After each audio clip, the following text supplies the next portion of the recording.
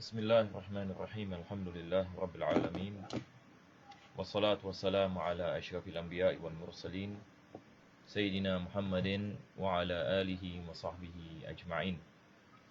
Alhamdulillah, para jemaah dirahmati Allah Subhanahu wa taala, kita mulakan pengajian kita pada malam bahagia ini dengan kita memanjatkan kesyukuran kita kepada Allah Subhanahu wa taala dapat kita menyambung pengajian kita, dan mudah-mudahan Allah menjadikan pengajian ini sebab pengampunan bagi segala dosa, dan mudah-mudahan dengannya Allah Subhanahu wa taala mengkabulkan segala hajat dan menyelamatkan kita daripada segala musibah, daripada segala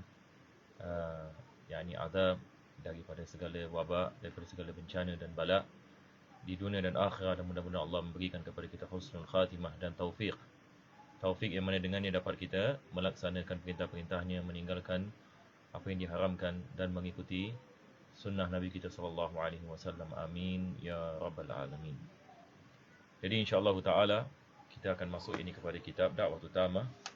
Seperti biasa, pada minggu yang lepas kita tidak mengadakan pengajian Da'watul Tamah.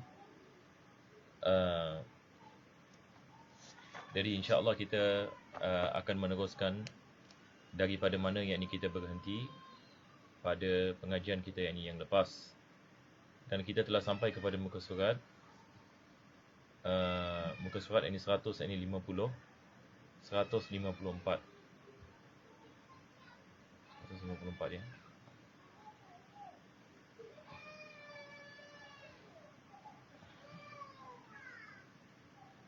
Ini kadang-kadang masalah scanning ya.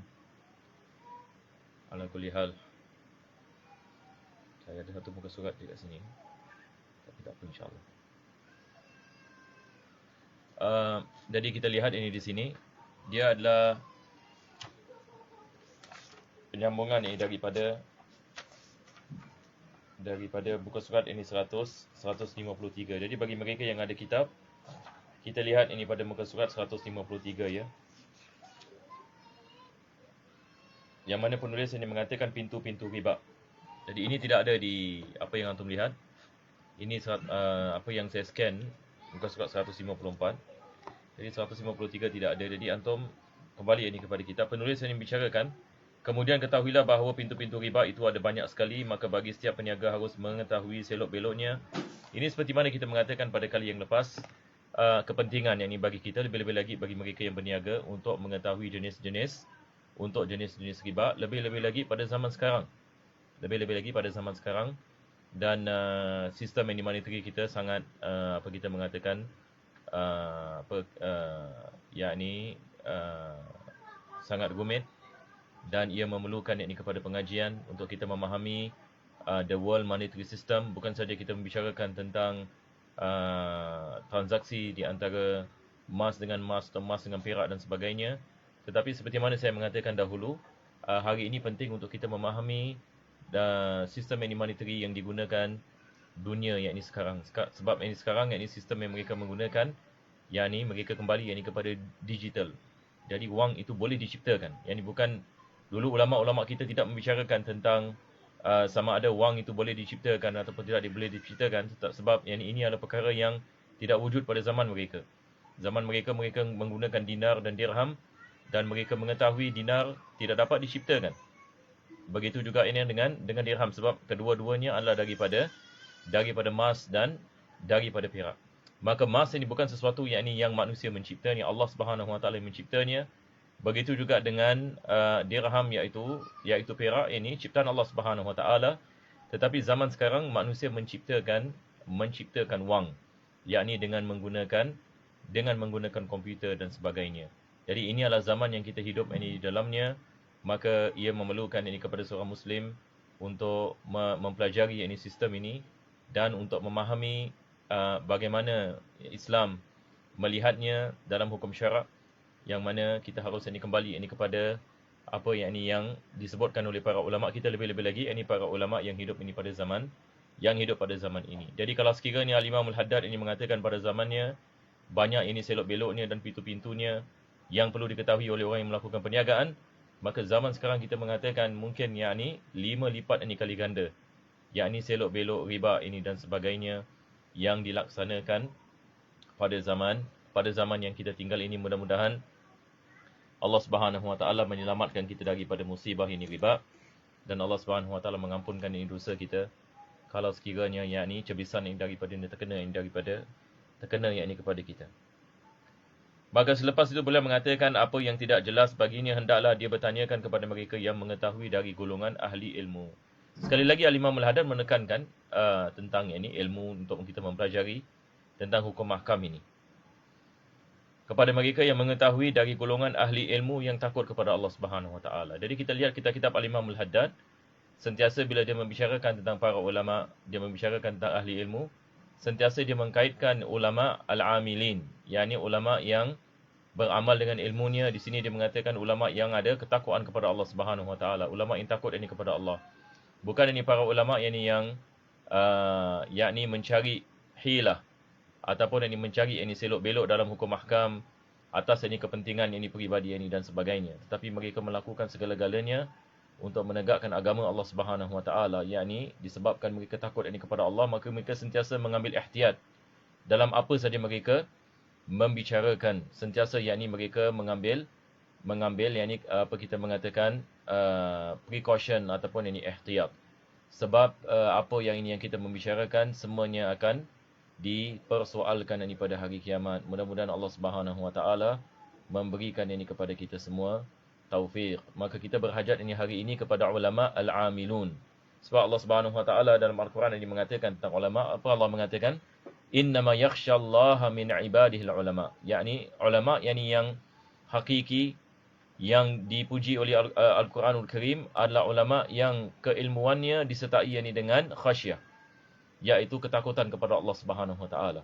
Kalau ilmu sahaja tanpa ketakutan yakni kepada Allah boleh membawa yakni seseorang yakni kepada kefasikan. Ini yang disebutkan oleh Imam Malik. Imam Malik ini mengatakan man tafaqqaha wa ma tasawwafa faqad tafassaqa.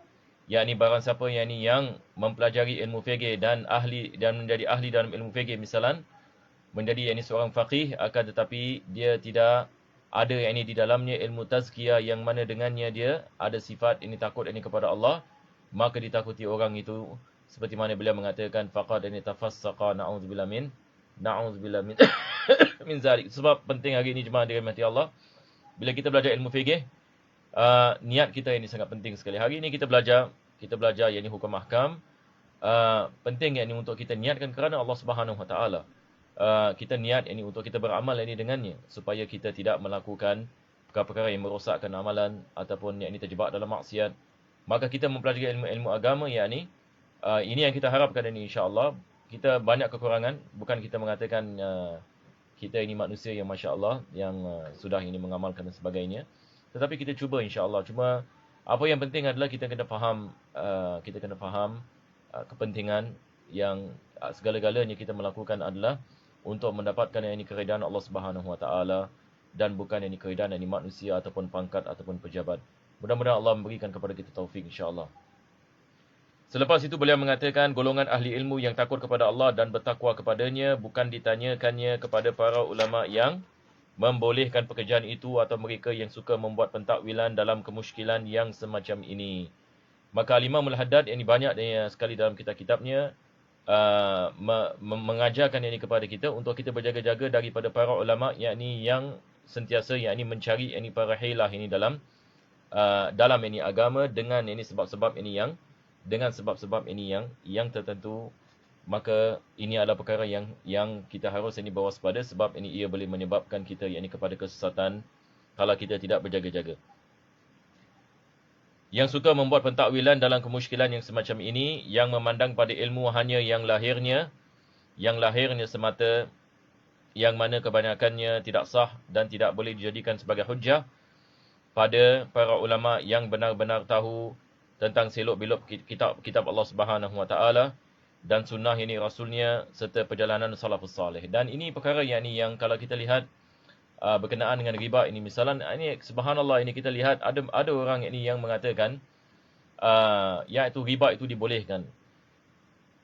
Begitu juga ada orang yang mengatakan kalau riba itu dalam sekian-sekian benda maka ia dibolehkan. Ini perkara yang wujud.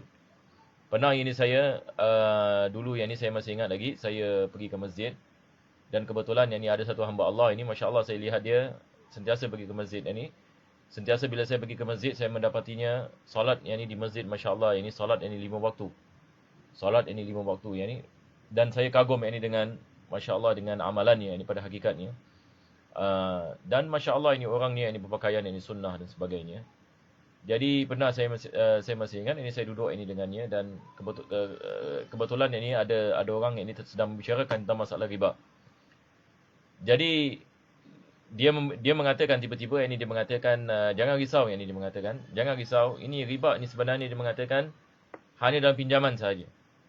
Riba hanya dalam pinjaman. Yang ini apa maksudnya? Dia mengatakan riba itu adalah kalau sekiranya kita meminjam ini orang lain ini wang, ini macam tailong, dan dia ada interest dan sebagainya. Itu sahaja yang dimasukkan dengan riba. Selain itu, ini tidak ada riba. Dan apabila saya dengar ini, saya betul-betul ini terperanjat ni pada hakikatnya. Sebab saya lihat ini orang ini, Masya Allah, yang ini bukan orang yang bukan ini orang yang jahat dan sebagainya, orang baik, Masya Allah, ini. Tetapi disebabkan kemusykilan ini wujud dan masalah yang ini tidak memahami ini perkara-perkara seperti ini, dan menghalalkan ini apa yang diharamkan. Maka mungkin orang ini mengatakan sesuatu dan dia tidak mengetahui ini apa yang dia membicarakan. Maka ini adalah perkara yang yang bahaya.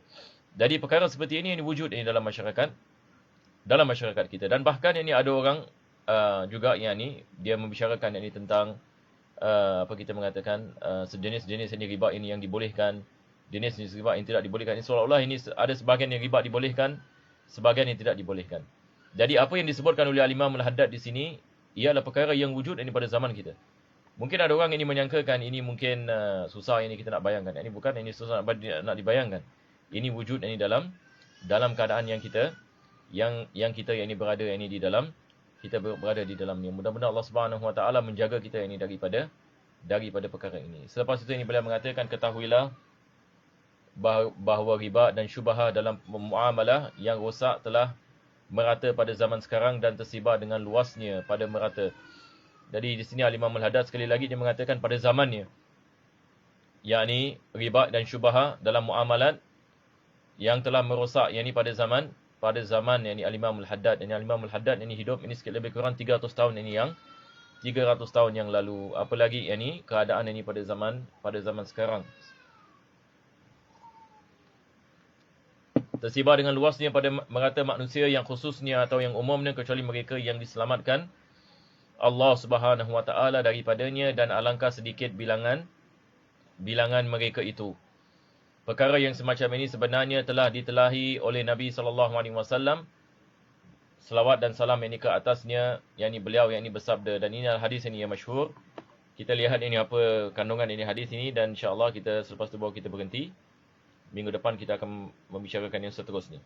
Maka Nabi sallallahu alaihi wasallam ini bersabda, ya'ti 'alan nas zamanun, yakni akan datang yakni ke atas manusia, yakni satu zaman, la yabqa ahadun illa akala riba. Cuba bayangkan, yakni tidak ada seseorang pun kecuali dia telah memakan riba. Fa illam ya'kulhu asabahu min rubarihi.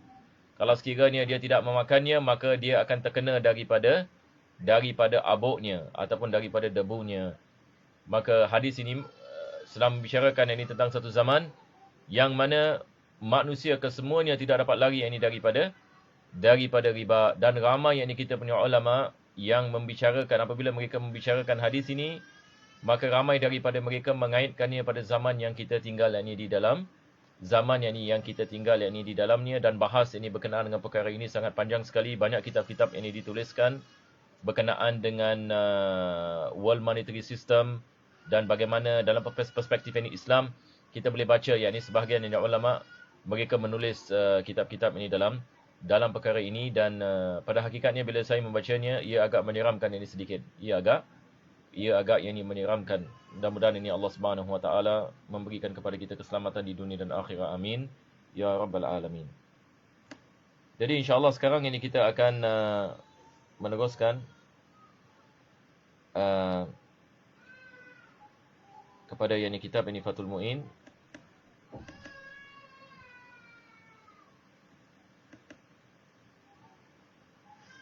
Berikan saya sedikit masa saja.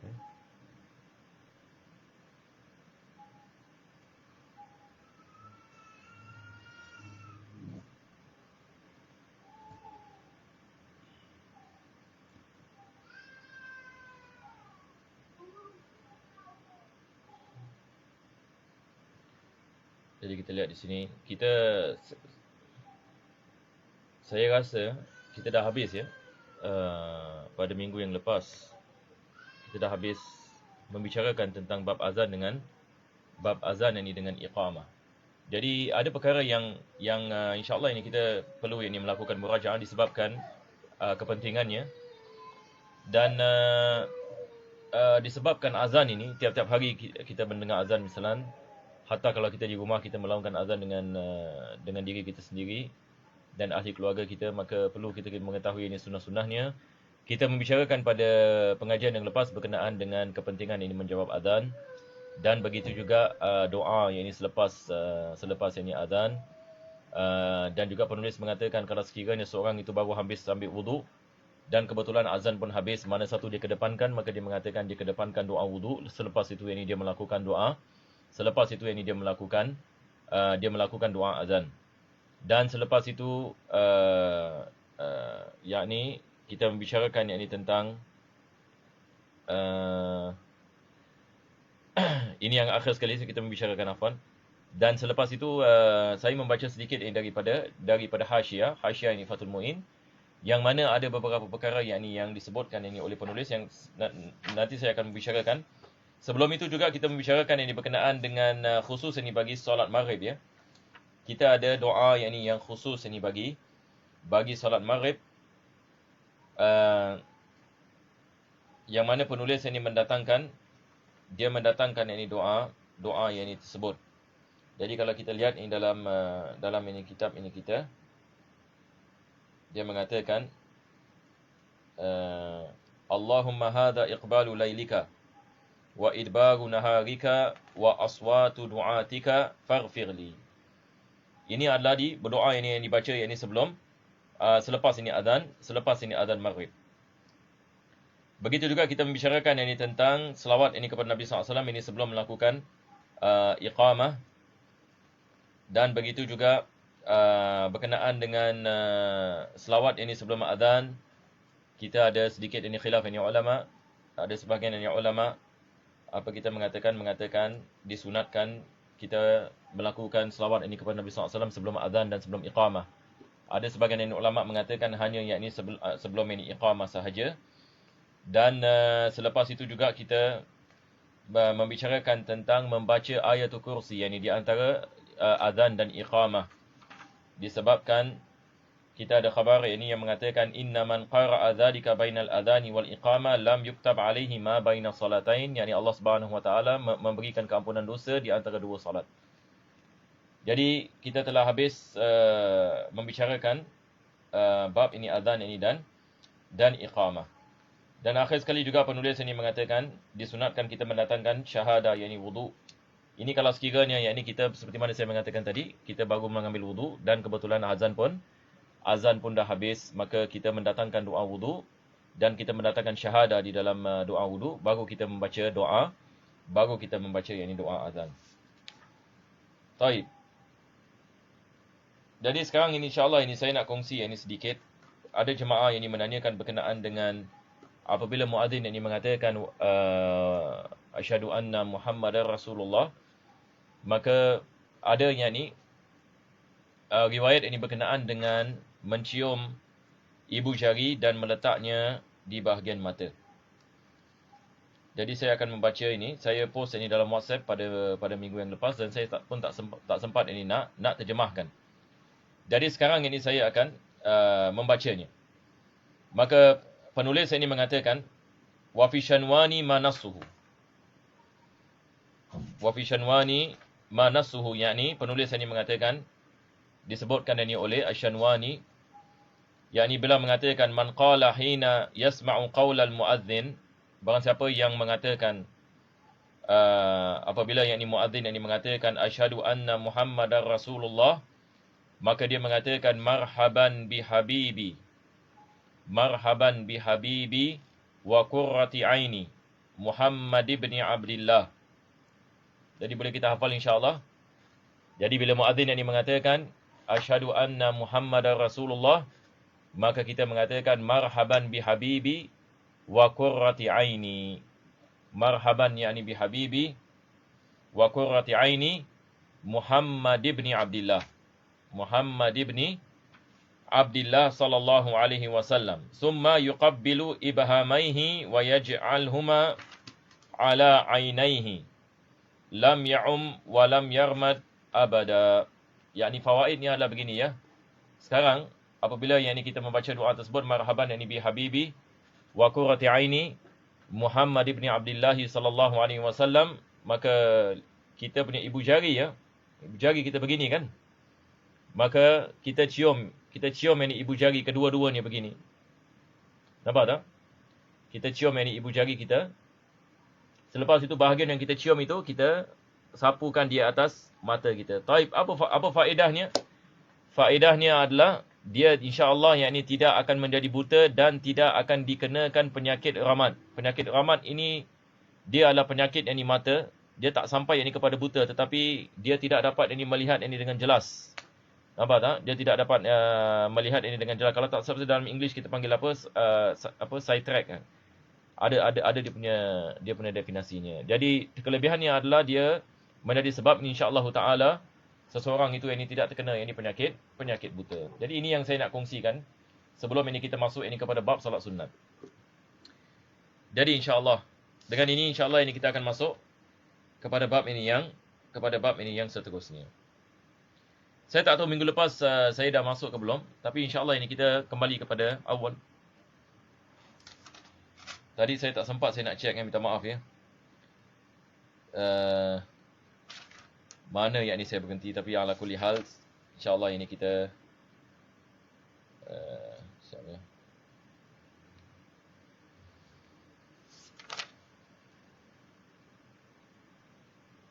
Silap saya saya telah membicarakan sebahagian daripadanya ya. Kalau sekiranya saya silap, ini harap boleh memberitahukan kepada saya pada komen ini pada YouTube ya.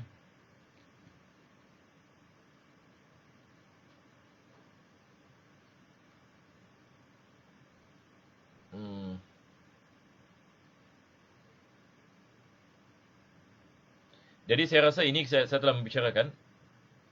Pada awalnya kita telah membicarakan ini. Apa ini maksudkan dengan nafil. Begitu juga dengan kelebihan solat fardu dengan solat sunat dengan 70 darajat. Seperti mana dalam hadis ini Ibn Khuzaimah. Dan kita membicarakan solat sunat ini dia menampalkan kekurangan ini bagi solat fardu. Ini adalah daripada hikmah yang melakukan solat. Hikmah melakukan solat ini sunat. Dan Allah Subhanahu Wa Taala memaafkan kalau sekiranya seseorang itu tidak melakukannya disebabkan dia yang ini terlupa, dan Allah Subhanahu Wa Taala memberikan ini kepadanya pahala sunnah yang dibagi bagi perbuatan tersebut. Kalau sekiranya ada keuzuran yang baginya, dia nak melakukan tapi dia terlupa misalan, maka Allah Subhanahu Wa Taala memberikan ini kepada pahala disebabkan atas niat ini untuk dia melakukannya, walaupun yang ini dia meninggal dunia dalam keadaan yang sedemikian, maka tidak ada apa-apa yang ini ke atasnya. Ini juga saya percaya saya telah membicarakan ini pada minggu yang lepas. Baik, sekarang kita akan mula daripada sini ya. Tapi tak apa, saya akan terus mula daripada sini. Kalau sekiranya ada benda yang saya terlepas, insya-Allah minggu depan nanti antum ingatkan saya, yang ini kita boleh kembali kepada. Kalau sekiranya ada bahagian yang saya terlepas. Maka penulis ini mengatakan wassalatu afdalu ibadatil badan. Salat ini dia merupakan ibadat yakni badan yang paling afdal sekali. Ibadat ini kita ada ibadat badan dan ibadat hati. Maka ibadat badan yang paling afdal adalah salat, ibadat hati adalah keimanan kita kepada Allah Subhanahu Wa Taala. Maka dia mengatakan ibadatul badan ba'da syahadatain. Dan syahadatain yakni mengucapkan kalimat syahadah dengan mengatakan asyhadu an la ilaha illallah wa asyhadu anna muhammadar rasulullah. Fa farduha afdalul furud, yakni kefarduannya adalah sebaik-baik yakni kefarduan, wa nafluha afdalun nawafil. Ini pun saya rasa saya telah membicarakan juga, yakni berkenaan dengan salat ini yang wajib adalah sebaik-baik yakni kefarduan. Salat sunat itu adalah sebaik-baik yakni kesunahan ini Nabi SAW yang dilakukan.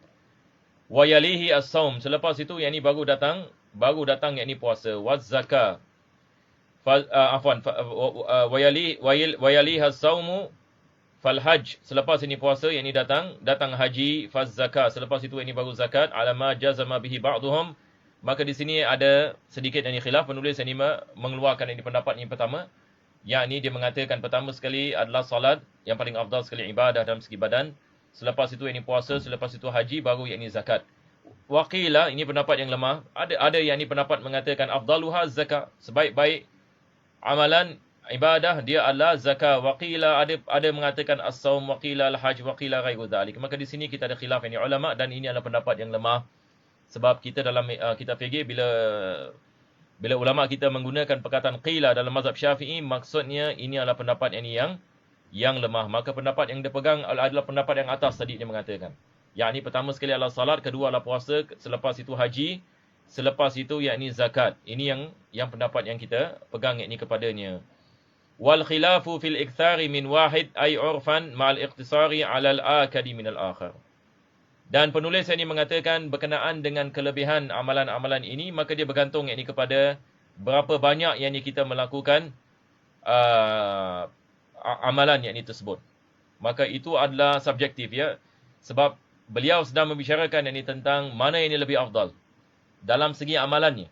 Tetapi kalau sekiranya orang menanyakan yakni misalan satu orang yakni solat yakni 1,000 rakaat, ataupun yakni dia puasa yakni dia puasa pada lat hari misalan, dia baca yakni al-Quran yakni 30 juzuk yakni dalam satu duduk, maka ini subjektif ya. Maksudnya di sini adalah amalan yakni yang lebih itu biasanya dia lebih afdal daripada amalan yakni yang lebih afdal daripada amalan yakni yang sedikit. Jadi kita kena faham, bukan maksud penulis di sini mengatakan secara itlaq yakni solat itu yakni lebih baik yakni daripada puasa. Yakni jenis solat yakni lebih baik daripada jenis yakni puasa.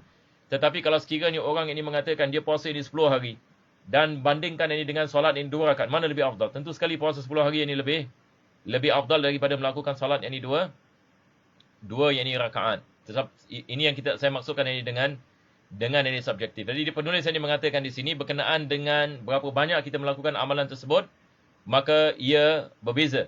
Ia yakni berbeza. Maka kita kena lihat yakni kepada mana sunnah muakkadah dan mana bukan sunnah muakkadah. Maka melakukan sunnah muakkadah lebih afdal daripada melakukan sunat yang yang bukan yakni muakkadah. Dan melakukan muakkadah yang lebih yakni lebih afdal daripada melakukan ini dengan kurang. Wa illa fasaumu yaumin afdalu min raka'atain. Jadi penulis ini mengatakan misalnya adalah melakukan yakni salat, melakukan puasa satu hari lebih afdal daripada melakukan salat 2 rakaat.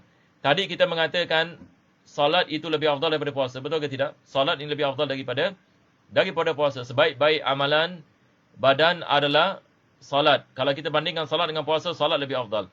Tetapi kalau kita membicarakan yakni tentang berapa banyak yakni puasa dan berapa banyak yakni salat, maka di sini penulis ini mengatakan salat puasa satu hari misalan, dia lebih afdal daripada melakukan yakni salat. Dia lebih afdal daripada melakukan salat yakni 2 rakaat. Maka kedua-duanya adalah sunnah, akan tetapi melakukan yakni puasa dengan kelebihan-kelebihannya, dengan masa yakni yang panjang dan memerlukan usaha yakni yang lebih dan sebagainya, maka pahalanya dan ia lebih afdal yakni daripada melakukan salat 2 rakaat. Jadi saya rasa tidak ada masalah insya-Allah. Apa kita mengatakan, saya rasa semua boleh faham insya-Allah.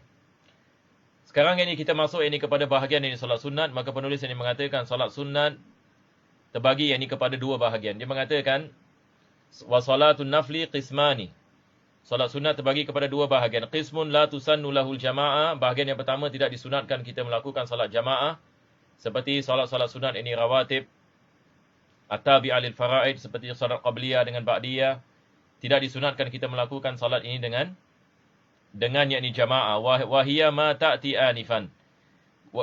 Yusannu lil akhbari sahiha as-sabita fi sunan 4 raka'atin qabla asrin. Selepas itu dia membicarakan yakni berkenaan dengan solat ini sunat ini rawatib. Jadi sekarang apa yang perlu kita faham adalah solat sunat ini, penulis tadi mengatakan sekarang solat sunat ada yang disunatkan kita melakukan jamaah, ada yang tidak disunatkan kita melakukan jamaah. Maka secara umum solat sunat yang disunatkan kita melakukan jamaah itu lebih afdal daripada solat sunat yang tidak disunatkan jamaah.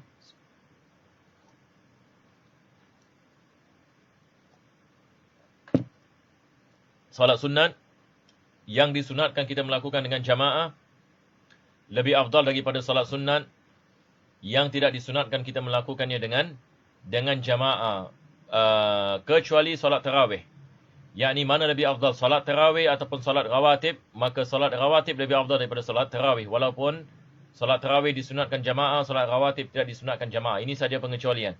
Selain daripada itu, solat hari raya lebih afdal daripada solat sunat rawatib. Solat witir ini pada bulan Ramadan ini lebih afdal daripada solat sunat ini rawatib. Sebab ini semalah solat sunat yang disunatkan kita melakukan dengan yakni jamaah. Selepas itu ini penulis ini membicarakan yakni tentang yakni salat sunat rawatib. Yakni dia memulakan dengan membicarakan salat sunat yakni rawatib. Jadi kita baca terjemahannya, dia mengatakan salat sunat ada dua jenis. Yang pertama ada yang tidak disunatkan berjemaah dalam menunaikannya seperti halnya salat sunat rawatib yang segera yakni akan kami kemukakan keterangannya. Jadi dia membicarakan salat sunat rawatib sekarang. Yang pertama dia mengatakan yusannu yani lil akhbari sahihah as-sabita fi sunan arba'u raka'atin qabla asr. Maka dia memulakan ini dengan 4 rakaat ini sebelum yakni salat asar. Maka kita ada hadis Nabi sallallahu alaihi wasallam yang mana Nabi mengatakan rahimallahu imra'an shalla qabla al-'asri arba'an. Ini dinukilkan oleh Imam Ghazali juga dalam kitab Bidayatul Hidayah. Maka disunatkan yakni kita melakukan yakni salat ini 4 rakaat ini sebelum asar. Tapi jenis ini salat ini dia adalah salat sunat ghair muakkadah. Salat sunat yakni yang bukan yakni muakkadah. Kita salat rawatib terbagi kepada muakkadah dengan ghair muakkadah. Muakkadah ada 10, nanti juga akan disebutkan oleh penulis. Ghair muakkadah kita ada 12. Maka ghair muakkadah adalah 2 rakaat sebelum zuhur, 2 rakaat selepas zuhur, 4 rakaat seperti mana dia mengatakan di sini sebelum asar, 2 rakaat sebelum maghrib, 2 rakaat sebelum isyak. Kesemuanya kita ada yang 12 ini rakaat. Manakala muakkadah kita ada 2 rakaat sebelum subuh, 2 rakaat sebelum zuhur, 2 rakaat selepas zuhur, 2 rakaat selepas maghrib dan 2 rakaat ini selepas ini isyak. Maka yang penting adalah kita menjaga yang muakkadah. Dalam masa yang sama kita cuba yang ini untuk melakukan ghair muakkadah, dan kita cuba kalau ada masa insya-Allah kita melakukan 4 rakaat ini sebelum asar. Selepas itu apa yang antum lihat sini tak sempurna ya, sebab dia punya scanning ada masalah sedikit. Jadi kita lihat ini kepada kitab kita ini masing-masing. Nombor 2 ini tak clear ya. Maka penulis ini mengatakan wa arba'un qabla dhuhrin wa arba'un ba'dahu. Dia membicarakan yang kedua adalah berkenaan dengan 4 rakaat ini sebelum zuhur dan 4 rakaat selepas zuhur. Jadi 4 rakaat sebelum zuhur dia terbagi kepada 2 bahagian. Satu muakkadah, satu ghair muakkadah. Begitu juga dengan 4 rakaat selepas zuhur, dia terbagi kepada muakkadah dengan ghair muakkadah. Jadi insya-Allah ini kita meletakkan keazaman untuk kita mengamalkannya insya-Allah bagi mereka-mereka yang belum mengamalkan. Lebih-lebih lagi 4 rakaat sebelum zuhur ini sangat penting sekali. Jangan kita meninggalkannya. Maka ini adalah perkara yakni yang ditekankan ini oleh para yakni ulama kita. Jadi insya-Allah taala sama ada kita melakukan 4 rakaat dengan 1 salam seperti mana yang dilakukan oleh Imam Al-Haddad dan ramai ulama-ulama kita di Hadramaut misalan, ataupun kita memecahkan ini kepada 2 rakaat dengan 1 salam. Dan selepas ini zuhur juga kita melakukan solat 4 rakaat, sebelum asar ini 4 rakaat. Ini yang penulis menukilkan ini di sini. Selepas itu ini dia mengatakan wa raka'atani ba'da maghrib. 2 rakaat ini selepas ini maghrib. Wa nudiba wasluhuma bil fardi. Dan disunatkan yakni kita melakukan solat ini selepas ini kita melakukan solat ini solat fardu. Yakni sejurus ini setelah ini kita melakukan ini solat fardu, maka kita melakukan ini solat ba'diyatul maghrib. Berkenaan dengan solat ini qabliyatul maghrib, kita melakukannya juga yakni selepas ini solat maghrib. Jadi selepas kita melakukan ini ba'diyah, kita melakukan qabliyah. Sebab kita dalam mazhab Al-Imam Syafi'i kita menganggap ini solat sunat qabliyah bagi maghrib ini dia adalah solat sunat ghair muakkadah. Disunatkan kita melakukannya. Jadi biasa apa kita buat? Yakni selepas ini kita melakukan solat ba'diyah, kita melakukan solat ini qabliyah. Yakni kita niat usalli qabliyatul maghrib wa sunnatul adhan. Yakni kita menggabungkan 2 niat ini. Solat sunat maghrib qabliyah dengan solat sunat adhan. Solat sunat adhan. Maka kita gabungkan dan kita boleh melakukannya selepas solat maghrib ataupun ini sebelum kita melakukan solat fardu maghrib. Ataupun sebelum kita melakukan solat fardu maghrib, kita melakukan solat qabliyah, dan selepas ini maghrib ini kita melakukan solat ini ba'diyah. Wala yafutu fadilatul wasli bi ityanihi qablahuma adzikr al-ma'thur ba'da al-maktubah. Yani ini adalah berkenaan ini dengan melakukannya sejurus ini setelah ini kita melakukan solat fardu. Kenapa yang ini penulis yang mengatakan yakni sejurus setelah ini kita melakukan solat ini fardu maghrib, terus kita melakukan solat sunat. Sekali lagi, dia adalah masalah berkenaan dengan solat waktu maghrib ini. Pada hakikatnya dia adalah masa yang ringkas. Kalau antum ingat dulu bila kita membicarakan tentang waktu-waktu solat, waktu maghrib ini ada pendapat yang qadim, yang pendapat jadid bagi al-Imam Syafi'i, iaitu masanya adalah kita melakukan ini azan dan iqamah dan wudu dan melakukan solat ini 7 rakaat. Itu saja yang ini waktu ini bagi solat maghrib. Maka digalakkan yang ini kita melakukannya ini dengan cepat. Yang ini selepas ini kita melakukan ini solat maghrib, maka lantas ini kita melakukan ini qabliyah dan ba'diyah supaya solat sunat kita juga yang ini masuk ini ke dalam yang ini waktu solat. Tapi kalau sekiranya kita melambatkan sedikit seperti kita baca zikir seperti mana penulis mengatakan sekarang ini, maka tidak ada masalah. Tetapi yang penting adalah kita melakukan yang ini dengan spontan. Yang ini kita melakukan solat tersebut ini dengan spontan supaya ini ia termasuk dalam waktu solat. Di sini disunatkan pula agar melakukannya tidak dipisahkan, disambungkan dengan solat maghrib, dan tidak erti kehilangan fadilah penyambungan ini bila di antara keduanya terpisahkan dengan zikir-zikir yang seperti dilakukan Nabi dalam sebagai bacaan sesudah solat fardu yang 5. Ini maksudnya di sini selepas kita melakukan solat maghrib, kita datangkan yang ini zikir-zikir seperti biasa, tasbih dan tahmid dan tahlil dan berdoa dan baca Fatihah. Selepas itu yang ini lantas kita melakukan yang ini ba'diyah, dan penulis ini di sini menekankan agar ia dilakukan ini dengan spontan. Yakni ia lakukan dengan spontan selepas yang ini kita membaca zikir. Wa ba'da isya'in raka'atani khafifatan, dan selepas ini salat isya ini kita ada ba'diyatul isya yang dilakukan ini selepas ini salat yang ni isya. Wa qablahuma, begitu juga yang ni kita ada salat ini qabliyah bagi kita mengatakan salat ini maghrib dan juga salat isya. Illam ini yashtaril bihima an ijabatil muadzin, fa in kana bainal adhani wal iqamati ma yas'uhuma fa'alahuma wa illa akharahuma. Di sini penulis ini mengatakan kalau sekiranya ada masa untuk kita melakukan qabliyah maghrib dan isya, kita melakukannya. Kalau tidak, kita melakukannya selepas ini salat maghrib dan selepas salat isya. Boleh faham insya-Allah ya? Kita baca terjemahannya. Dia mengatakan sunnah salat dua rakaat sebelum maghrib dan sebelum isya jika ternyata tidak terleka dengan menjawab azan. Yang ini maksudnya di sini ada sebahagian masjid-masjid misalan dia tidak melakukan qabliyah, yakni dia azan, selepas azan terus qamat. Jadi kalau orang misalnya nak melakukan qabliyah tak ada masa, yang dia nak kena menjawab azan. Maka dalam keadaan seperti ini penulis ini mengatakan lebih afdal dia melakukan selepas ini salat.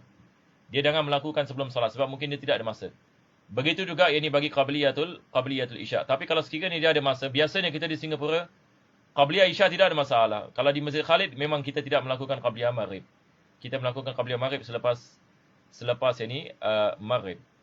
Tetapi berkenaan dengan isya, biasanya masjid-masjid ini hampir ke semua ini masjid-masjid di Singapura melakukan qabliyatul isya, maka tidak ada masalah. Tapi kalau sekiranya satu orang misalnya masuk lambat, misalnya dia sampai masjid lambat, dia dah qamat misalnya. Di sini kita mengatakan lebih afdal ditinggalkan qabliyah. Tinggalkan qabliyah dan terus ini masuk ke dalam salat, dan lepas dia habis daripada salat baru dia melakukan qabliyah. Sama ada qabliyah maghrib ataupun ini qabliyah al-isya. Jadi boleh faham insya-Allah ya. Kalau memang ini waktu terluang di antara azan dan iqamah cukup untuk melakukan salat 2 rakaat, hendaklah dilakukan. Kalau tidak cukup, supaya ditundakan sesudah salat. Yang ini selepas yang ini melakukan salat. Selepas itu penulis mengatakan wa raka'atani qabla subhin. 2 rakaat ini sebelum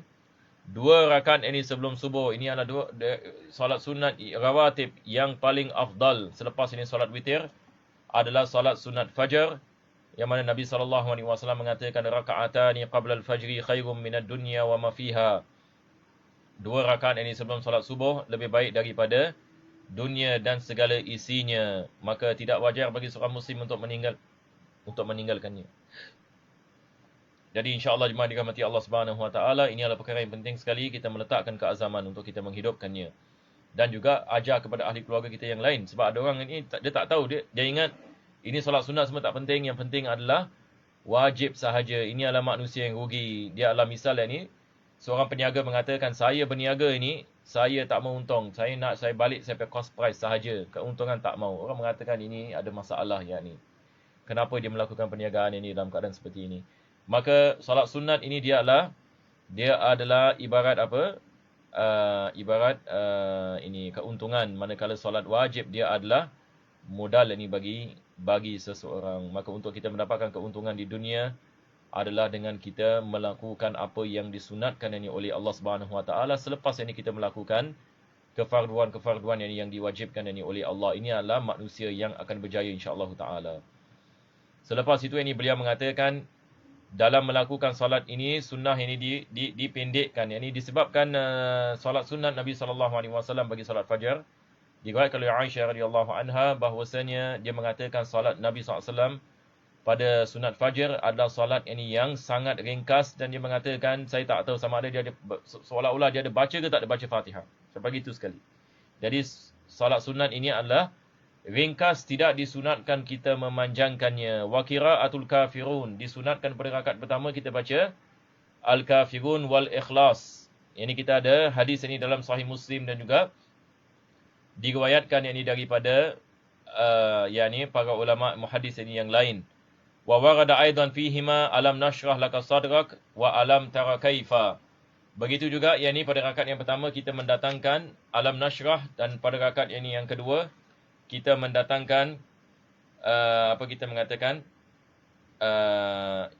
alam tarakai fa fa'ala rabbuka bi ashabil fil. Ini kita baca lagi sikit ya. Nanti saya akan terangkan. Sekejap ya.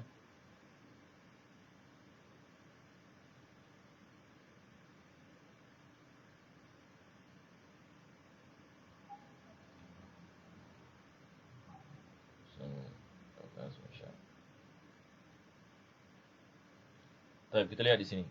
Jadi penulis sekarang dia membicarakan ada 4 surah kesemuanya. Pada rakaat yang pertama kita baca 2 surah, iaitu kita baca alam nashrah laka sadrak, selepas itu qul ya ayyuhal kafirun. Rakaat ini yang kedua alam tara kaifa fa'ala rabbuka bi ashabil fil dan qul huwallahu ahad. Maka kita mendatangkan 4 surah. Apa kelebihannya? Selepas itu dia mengatakan wa inna man dawama ala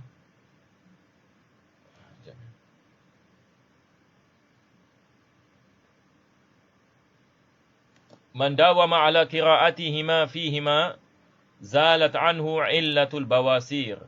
Ini daripada manfaatnya adalah barang siapa yang membaca kedua-duanya di dalam kedua-dua rakaat tadi, yakni mendatangkan alam nashrah dengan alam tara kaifa fa'ala rabbuka bi ashabil fil, maka dia akan terselamat daripada penyakit bawasir. Dan saya rasa kita semua faham apa maksud ini bawasir. Hatta dalam bahasa Melayu perkataan ini bawasir dia adalah seperti tumbuhan yang keluar dekat kepada kemaluan. Kadang-kadang dia dalam kemaluan dalam dubur, ataupun dia kadang-kala dia berada di luar dubur. Ini kita berdoa kepada Allah, mudah-mudahan Allah selamatkan kita daripada penyakit ini, sebab dia adalah adab. Penyakit ini bukan penyakit yang mudah ya. Seseorang itu dia tidak boleh duduk dengan betul kalau terkena penyakit bawasir. Dan saya pernah dengar banyak kali daripada Habib Abdullah bin Shihab, dan biasa Habib Abdullah bin Shihab dia banyak kali dalam pengajiannya, hampir tiap-tiap minggu dia akan membicarakan tentang riwayat berkenaan dengan man qara' bi alam. Barang siapa yang baca alam dengan 2 alam. Barang siapa yang baca 2 alam dalam solat sunat fajar, dia akan terselamat daripada alam. Mafhum riwayat adalah begitu. Barang siapa yang baca 2 alam dalam solat sunat fajar, dia akan selamat daripada dia akan selamat daripada alam. Alam maksudnya penyakit ya. Dikatakan barang siapa yang membaca alam nashrah dengan alam tarakai pada solat sunat fajar, maka dia akan terselamat daripada penyakit-penyakit. Maka ini adalah daripada sebab insya-Allah taala kita mendapatkan afiah. Mudah-mudahan Allah Subhanahu wa taala memberikan kepada kita taufik ini dan hidayah. Kita baca lagi sikit dan kita berhenti. Selepas itu penulis ini mengatakan, Fayusannul jam'u fihima bainahunna liyatahaqqaqal ityanu bil warid. Jadi cara yang dilakukan seperti mana saya mengatakan tadi, yakni dia gabungkan. Dia gabungkan apa? Dia gabungkan alam nashrah dengan qul ya ayyuhal kafirun. Alam tarakai dengan qul huwallahu ahad. Wa yusannul jam'u fihima bainahunna liyatahaqqaqal ityanu bil warid akhdan mimma qalahu an-Nawawi inni zalamtu nafsi zulman katsiran kabira. Dan begitu juga disunatkan yakni kita mendatangkan doa ini. Ini doa yang kita baca yakni selepas yakni tasyahud. Jadi walaupun penulis mengatakan solat sunat subuh ini disunatkan kita buatnya dengan ringkas, akan tetapi disunatkan yakni kita menggabungkan sunat-sunat ini yang lain kepadanya supaya yakni kita mendapatkan yakni kelebihannya. Maka daripadanya adalah kita menggabungkan surah dan juga begitu juga dengan membaca doa yakni selepas tasyahud. Dan Al-Imam An-Nawawi yakni dia membicarakan tentang doa ini. Ini doa yang ringkas dan padat. Ini yang diajarkan yakni kepada Abu Bakar radhiyallahu anhu. Ini yang dikenali sebagai doa Abu Bakar. Doa Abu Bakar yang mana Nabi sallallahu alaihi wasallam mengajarkannya selepas ini dia melakukan tasyahud, inni zalamtu nafsi zulman katsiran kabira. Yakni sesungguhnya aku telah menzalimi kezaliman yakni bagi diriku, kezaliman yakni yang banyak yakni dan besar. Selepas itu yakni dia mengatakan, sebab ini semalah warid, dia mengatakan tidak ada masalah kita mendatangkannya dan dia ringkas, tidak ada masalah. Akan tetapi dia mengatakan walam yakun zalika mutawwilan lahuma tatwilan yakhruju an hadis sunnati wal ittiba'. Tidak disunatkan kita mendatangkan sunat-sunat yang lain yang terlalu panjang, yang keluar daripada had ini sunnah dan ittiba'. Had dan sunnah dan ittiba' ini dimasukkan di sini adalah yakni cara Nabi sallallahu alaihi wasallam melakukan salat sunat itu dengan ringkas. Kama qalahu Syekhuna Ibnu Hajar wa Ibnu Ziyad. Yakni seperti mana yakni yang disebutkan oleh Ibn Hajar dan Ibnu Ziyad. Ini adalah daripada guru yakni guru yakni penulis. Mudah-mudahan ini Allah Subhanahu wa taala yakni memberikan kepada kita taufik dan hidayah, dan insya-Allah kita berhenti yakni di sini insya-Allah. Kita lihat sama ada hari ini kita ada soalan ke tidak ada soalan. Maka nampaknya ini kita tidak ada soalannya. Jadi insya-Allah ini kita akan menyambung ini pada minggu yang akan datang. Rabbana taqabbal du'ana innaka antas samiul alim, tub 'alaina innaka antat tawwabur rahim, wakhtim bisalihati a'malan wa ahdina Allah karim bi fadli subhana rabbika bil 'izzati 'amma yasifun. Salamun 'alal mursalin walhamdulillahi rabbil alamin. Taqabbalallahu minkum. Wassalamu alaikum warahmatullahi wabarakatuh.